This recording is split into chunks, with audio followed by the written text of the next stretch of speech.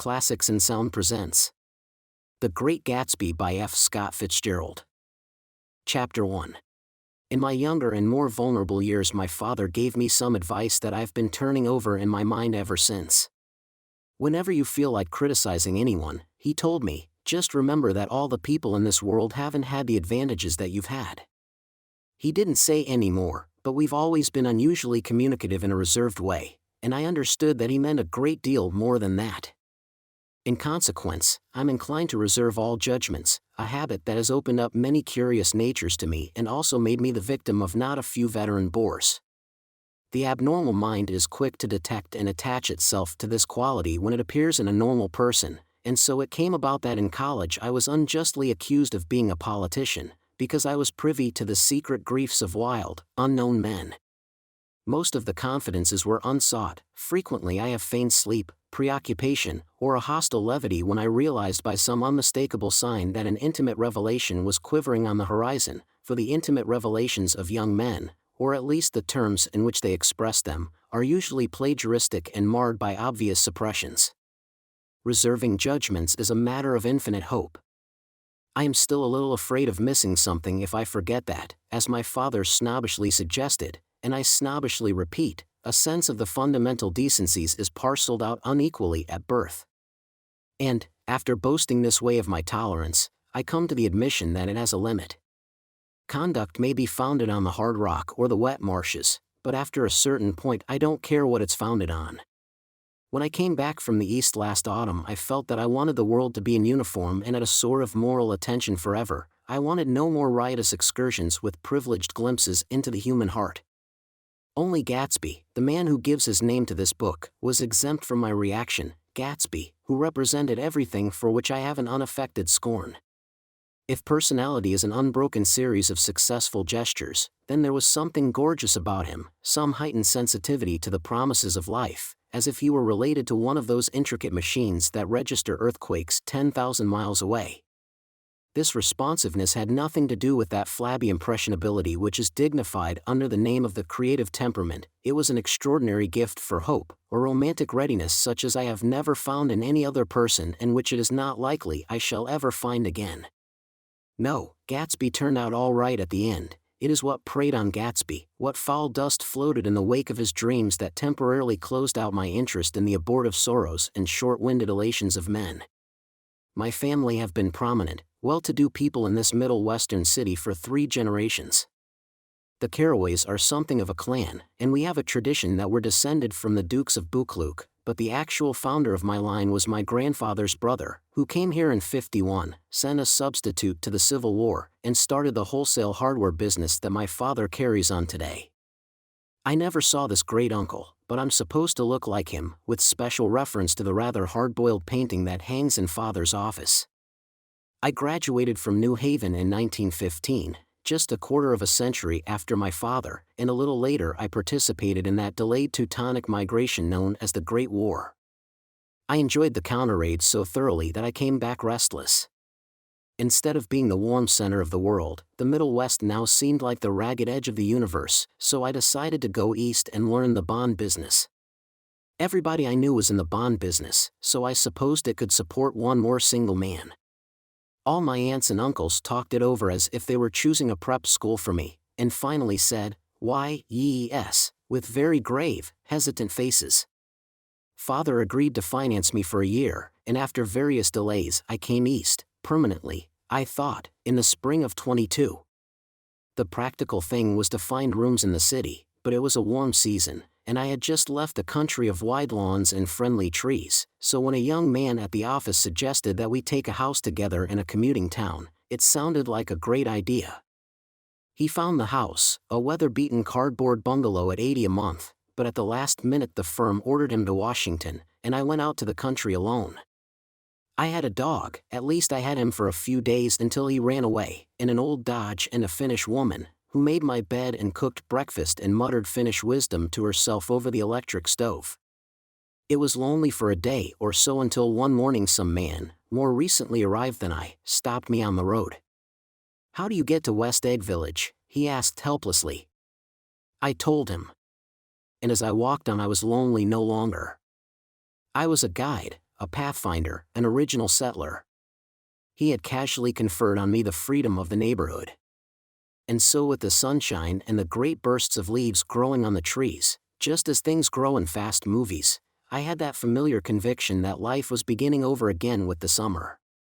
There was so much to read, for one thing, and so much fine health to be pulled down out of the young breath-giving air.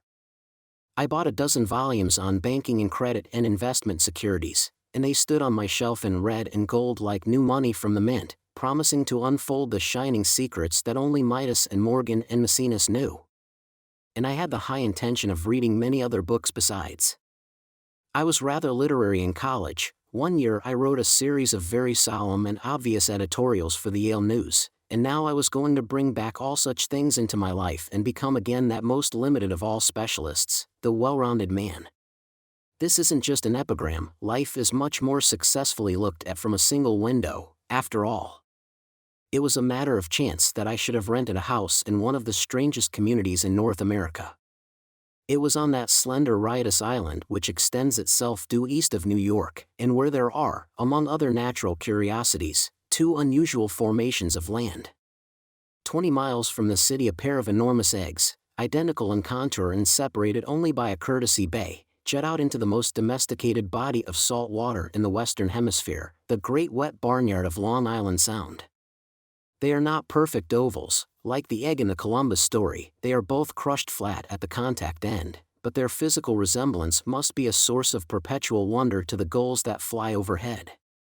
To the wingless a more interesting phenomenon is their dissimilarity in every particular except shape and size. I lived at West Egg, the less fashionable of the two, though this is a most superficial tag to express the bizarre and not a little sinister contrast between them. My house was at the very tip of the egg, only 50 yards from the Sound, and squeezed between two huge places that rented for $12,000 or $15,000 a season. The one on my right was a colossal affair by any standard. It was a factual imitation of some Hôtel de Ville in Normandy, with a tower on one side, spanking new under a thin beard of raw ivy, and a marble swimming pool, and more than 40 acres of lawn and garden. It was Gatsby's mansion. Or, rather, as I didn't know Mr. Gatsby, it was a mansion inhabited by a gentleman of that name. My own house was an eyesore, but it was a small eyesore, and it had been overlooked, so I had a view of the water, a partial view of my neighbor's lawn, and the consoling proximity of millionaires, all for $80 a month. Across the courtesy bay the white palaces of fashionable East Egg glittered along the water, and the history of the summer really begins on the evening I drove over there to have dinner with the Tom Buchanans. Daisy was my second cousin once removed, and I'd known Tom in college. And just after the war I spent 2 days with them in Chicago. Her husband, among various physical accomplishments, had been one of the most powerful ends that ever played football at New Haven, a national figure in a way, one of those men who reach such an acute limited excellence at 21 that everything afterward savors of anticlimax. His family were enormously wealthy, even in college his freedom with money was a matter for reproach, but now he'd left Chicago and come east in a fashion that rather took your breath away. For instance, he'd brought down a string of polo ponies from Lake Forest. It was hard to realize that a man in my own generation was wealthy enough to do that. Why they came east I don't know. They had spent a year in France for no particular reason, and then drifted here in there unrestfully wherever people played polo and were rich together. This was a permanent move, said Daisy over the telephone, but I didn't believe it. I had no sight into Daisy's heart, but I felt that Tom would drift on forever seeking, a little wistfully, for the dramatic turbulence of some irrecoverable football game. And so it happened that on a warm windy evening I drove over to East Egg to see two old friends whom I scarcely knew at all. Their house was even more elaborate than I expected, a cheerful red and white Georgian colonial mansion, overlooking the bay. The lawn started at the beach and ran towards the front door for a quarter of a mile, jumping over sundials and brick walks and burning gardens, finally when it reached the house drifting up the side in bright vines as though from the momentum of its run. The front was broken by a line of French windows, glowing now with reflected gold and wide open to the warm windy afternoon, and Tom Buchanan in riding clothes was standing with his legs apart on the front porch. He had changed since his New Haven years. Now he was a sturdy straw-haired man of 30, with a rather hard mouth and a supercilious manner. Two shining arrogant eyes had established dominance over his face and gave him the appearance of always leaning aggressively forward. Not even the effeminate swank of his riding clothes could hide the enormous power of that body. He seemed to fill those glistening boots until he strained the top lacing, and you could see a great pack of muscle shifting when his shoulder moved under his thin coat. It was a body capable of enormous leverage, a cruel body. His speaking voice, a gruff husky tenor, added to the impression of fractiousness he conveyed. There was a touch of paternal contempt in it, even toward people he liked, and there were men at New Haven who had hated his guts. "Now, don't think my opinion on these matters is final," he seemed to say, "just because I'm stronger and more of a man than you are." We were in the same senior society, and while we were never intimate, I always had the impression that he approved of me and wanted me to like him with some harsh, defiant wistfulness of his own. We talked for a few minutes on the sunny porch. "I've got a nice place here," he said, his eyes flashing about restlessly. Turning me around by one arm, he moved a broad flat hand along the front vista, including in its sweep a sunken Italian garden, a half-acre of deep, pungent roses, and a snub-nosed motorboat that bumped the tide offshore. It belonged to Domain, the oil man. He turned me around again, politely and abruptly. "We'll go inside." We walked through a high hallway into a bright rosy-colored space, fragilely bound into the house by French windows at either end. The windows were ajar and gleaming white against the fresh grass outside that seemed to grow a little way into the house. A breeze blew through the room, blue curtains in at one end and out the other like pale flags, twisting them up toward the frosted wedding cake of the ceiling, and then rippled over the wine-colored rug, making a shadow on it as wind does on the sea. The only completely stationary object in the room was an enormous couch on which two young women were buoyed up as though upon an anchored balloon. They were both in white, and their dresses were rippling and fluttering as if they had just been blown back in after a short flight around the house. I must have stood for a few moments listening to the whip and snap of the curtains and the groan of a picture on the wall. Then there was a boom as Tom Buchanan shut the rear windows and the caught wind died out about the room, and the curtains and the rugs and the two young women ballooned slowly to the floor. The younger of the two was a stranger to me. She was extended full length at her end of the divan, completely motionless, and with her chin raised a little, as if she were balancing something on it which was quite likely to fall. If she saw me out of the corner of her eyes, she gave no hint of it. Indeed, I was almost surprised into murmuring an apology for having disturbed her by coming in. The other girl, Daisy, made an attempt to rise. She leaned slightly forward with a conscientious expression, then she laughed, an absurd, charming little laugh, and I laughed too and came forward into the room. I'm paralyzed with happiness. She laughed again, as if she said something very witty, and held my hand for a moment, looking up into my face, promising that there was no one in the world she so much wanted to see. That was a way she had. She hinted in a murmur that the surname of the balancing girl was Baker. I've heard it said that Daisy's murmur was only to make people lean toward her, an irrelevant criticism that made it no less charming. At any rate, Miss Baker's lips fluttered, she nodded at me almost imperceptibly, and then quickly tipped her head back again. The object she was balancing had obviously tottered a little and given her something of a fright. Again a sort of apology arose to my lips. Almost any exhibition of complete self-sufficiency draws a stunned tribute from me. I looked back at my cousin, who began to ask me questions in her low, thrilling voice. It was the kind of voice that the ear follows up and down, as if each speech is an arrangement of notes that will never be played again. Her face was sad and lovely with bright things in it, bright eyes and a bright passionate mouth, but there was an excitement in her voice that men who had cared for her found difficult to forget, a singing compulsion, a whispered listen, a promise that she had done gay, exciting things just a while since and that there were gay, exciting things hovering in the next hour. I told her how I had stopped off in Chicago for a day on my way east, and how a dozen people had sent their love through me. "Do they miss me?" she cried ecstatically. "The whole town is desolate. All the cars have the left rear wheel painted black as a mourning wreath, and there's a persistent wail all night along the North Shore. How gorgeous! Let's go back, Tom. Tomorrow." Then she added irrelevantly, You ought to see the baby." "I'd like to." "She's asleep. She's 3 years old." "Haven't you ever seen her?" "Never." "Well, you ought to see her. She's—" Tom Buchanan, who had been hovering restlessly about the room, stopped and rested his hand on my shoulder. "What you doing, Nick?" "I'm a bondman." "Who with?" I told him. "Never heard of them," he remarked decisively. This annoyed me. "You will," I answered shortly. "You will if you stay in the East." "Oh, I'll stay in the East, don't you worry," he said, glancing at Daisy and then back at me, as if he were alert for something more. "I'd be a goddamned fool to live anywhere else." At this point Miss Baker said, "Absolutely," with such suddenness that I started. It was the first word she had uttered since I came into the room. Evidently it surprised her as much as it did me, for she yawned and with a series of rapid, deft movements stood up into the room. "I'm stiff," she complained. "I've been lying on that sofa for as long as I can remember." "Don't look at me," Daisy retorted. "I've been trying to get you to New York all afternoon." "No, thanks," said Miss Baker to the 4 cocktails just in from the pantry. "I'm absolutely in training."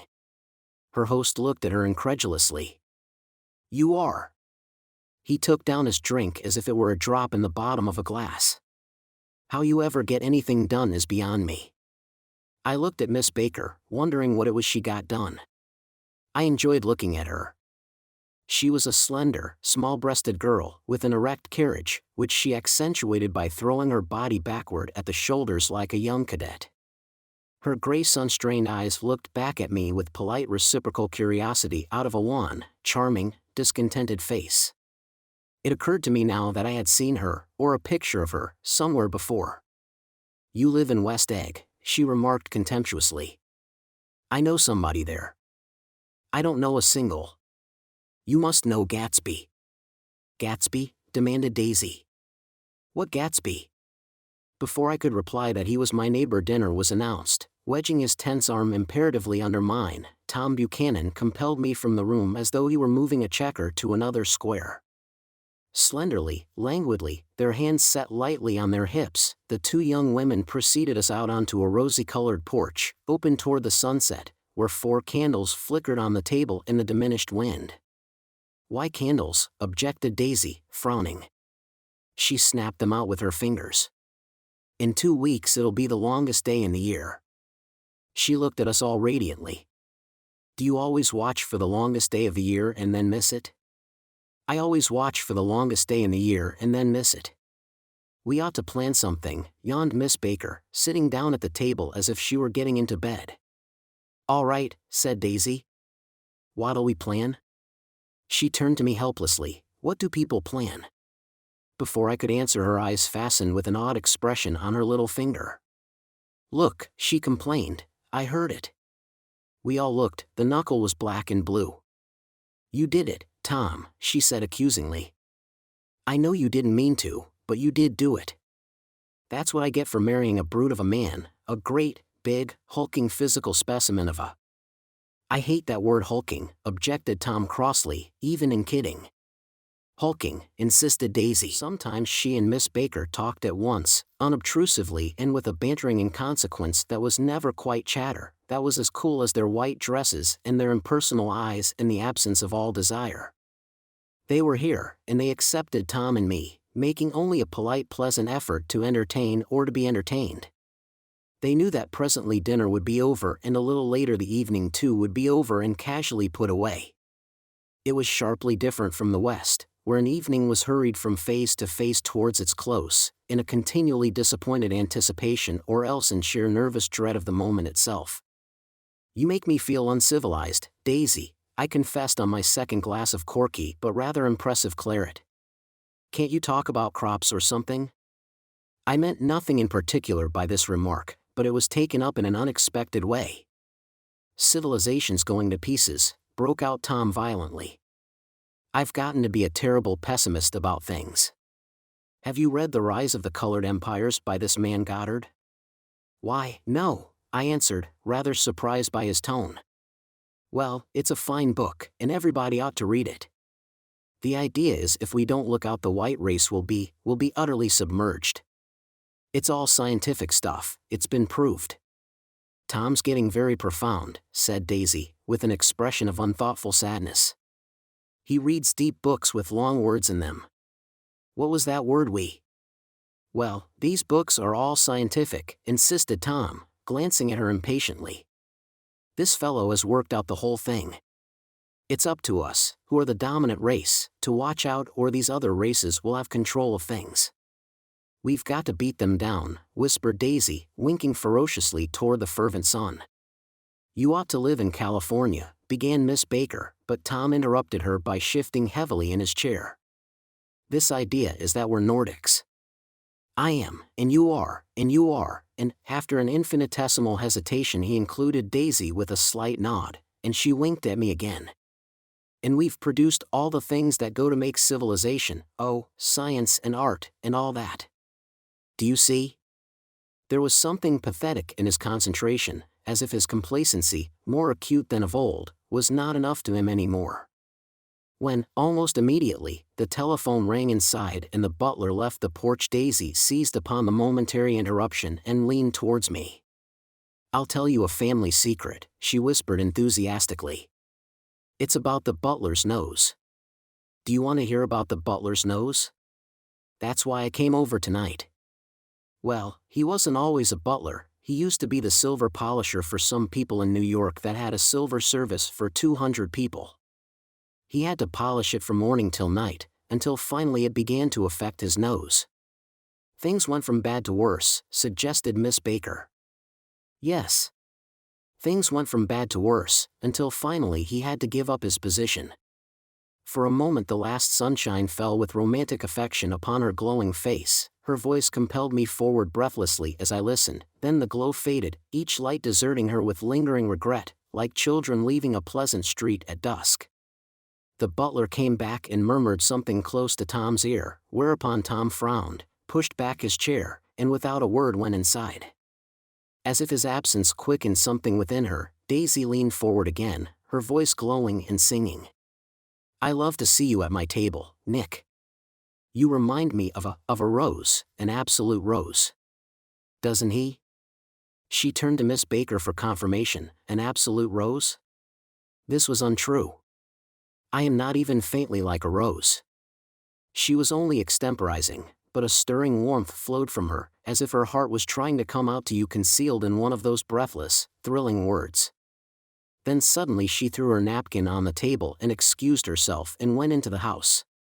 Miss Baker and I exchanged a short glance consciously devoid of meaning. I was about to speak when she sat up alertly and said "sh" in a warning voice. A subdued impassioned murmur was audible in the room beyond, and Miss Baker leaned forward unashamed, trying to hear. The murmur trembled on the verge of coherence, sank down, mounted excitedly, and then ceased altogether. This Mr. Gatsby you spoke of as my neighbor, I began. Don't talk. I want to hear what happens. Is something happening? I inquired innocently. You mean to say you don't know, said Miss Baker, honestly surprised. I thought everybody knew. I don't. Why, she said hesitantly. Tom's got some woman in New York. Got some woman? I repeated blankly. Miss Baker nodded. She might have the decency not to telephone him at dinner time. Don't you think? Almost before I had grasped her meaning there was the flutter of a dress and the crunch of leather boots, and Tom and Daisy were back at the table. It couldn't be helped, cried Daisy with tense gaiety. She sat down, glanced searchingly at Miss Baker and then at me, and continued, I looked outdoors for a minute, and it's very romantic outdoors. There's a bird on the lawn that I think must be a nightingale come over on the Cunard or White Star Line. He's singing away, her voice sang. It's romantic, isn't it, Tom? Very romantic, he said, and then miserably to me, if it's light enough after dinner, I want to take you down to the stables. The telephone rang inside, startlingly, and as Daisy shook her head decisively at Tom the subject of the stables, in fact all subjects, vanished into air. Among the broken fragments of the last 5 minutes at table I remember the candles being lit again, pointlessly, and I was conscious of wanting to look squarely at everyone, and yet to avoid all eyes. I couldn't guess what Daisy and Tom were thinking, but I doubt if even Miss Baker, who seemed to have mastered a certain hearty skepticism, was able utterly to put this fifth guest's shrill metallic urgency out of mind. To a certain temperament the situation might have seemed intriguing. My own instinct was to telephone immediately for the police. The horses, needless to say, were not mentioned again. Tom and Miss Baker, with several feet of twilight between them, strolled back into the library, as if to a vigil beside a perfectly tangible body, while, trying to look pleasantly interested and a little deaf, I followed Daisy around a chain of connecting verandas to the porch in front. In its deep gloom we sat down side by side on a wicker settee. Daisy took her face in her hands as if feeling its lovely shape, and her eyes moved gradually out into the velvet dusk. I saw that turbulent emotions possessed her, so I asked what I thought would be some sedative questions about her little girl. "We don't know each other very well, Nick," she said suddenly. "Even if we are cousins. You didn't come to my wedding. I wasn't back from the war." "That's true." She hesitated. "Well, I've had a very bad time, Nick, and I'm pretty cynical about everything." Evidently she had reason to be. I waited, but she didn't say any more, and after a moment I returned rather feebly to the subject of her daughter. "I suppose she talks, and eats, and everything." "Oh, yes." She looked at me absently. "Listen, Nick, let me tell you what I said when she was born. Would you like to hear?" "Very much. It'll show you how I've gotten to feel about things." Well, she was less than an hour old and Tom was God knows where. I woke up out of the ether with an utterly abandoned feeling, and asked the nurse right away if it was a boy or a girl. She told me it was a girl, and so I turned my head away and wept. "All right," I said, "I'm glad it's a girl. And I hope she'll be a fool. That's the best thing a girl can be in this world, a beautiful little fool. You see, I think everything's terrible anyhow," she went on in a convinced way. "Everybody thinks so, the most advanced people. And I know. I've been everywhere and seen everything and done everything." Her eyes flashed around her in a defiant way, rather like Tom's, and she laughed with thrilling scorn. "Sophisticated, God, I'm sophisticated." The instant her voice broke off, ceasing to compel my attention, my belief, I felt the basic insincerity of what she had said.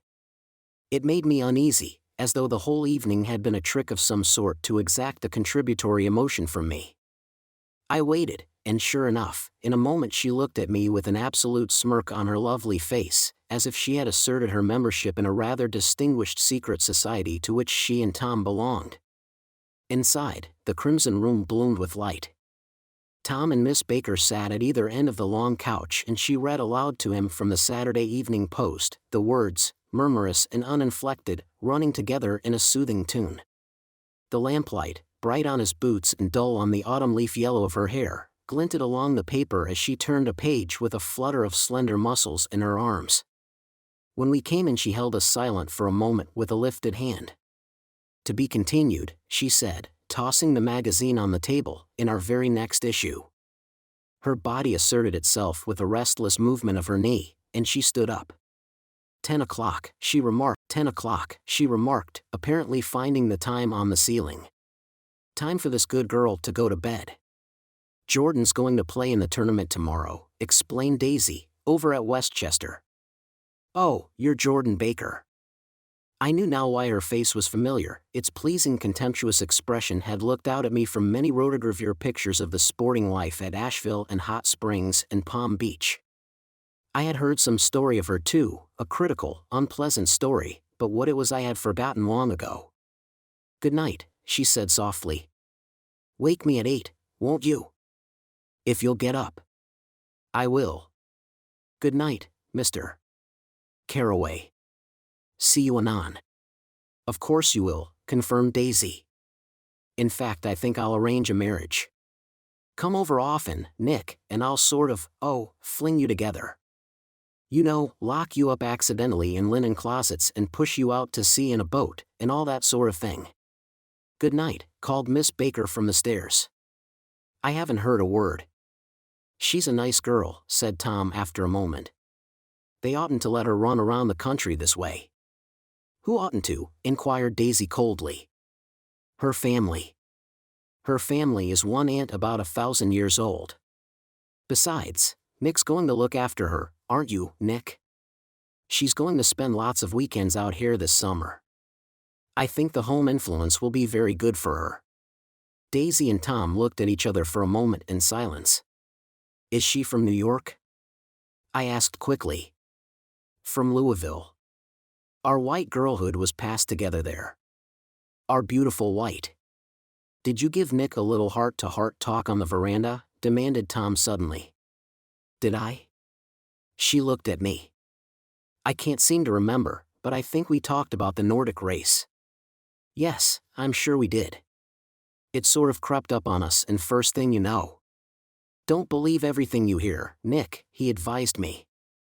I said lightly that I had heard nothing at all, and a few minutes later I got up to go home.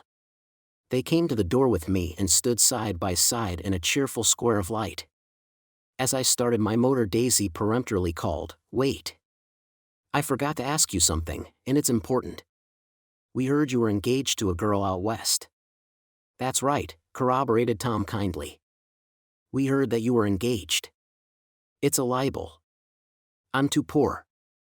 "But we heard it," insisted Daisy, surprising me by opening up again in a flower-like way. "We heard it from 3 people, so it must be true."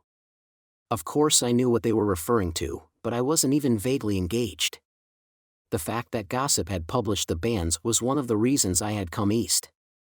You can't stop going with an old friend on account of rumors, and on the other hand I had no intention of being rumored into marriage. Their interest rather touched me and made them less remotely rich. Nevertheless, I was confused and a little disgusted as I drove away. It seemed to me that the thing for Daisy to do was to rush out of the house, child in arms, but apparently there were no such intentions in her head.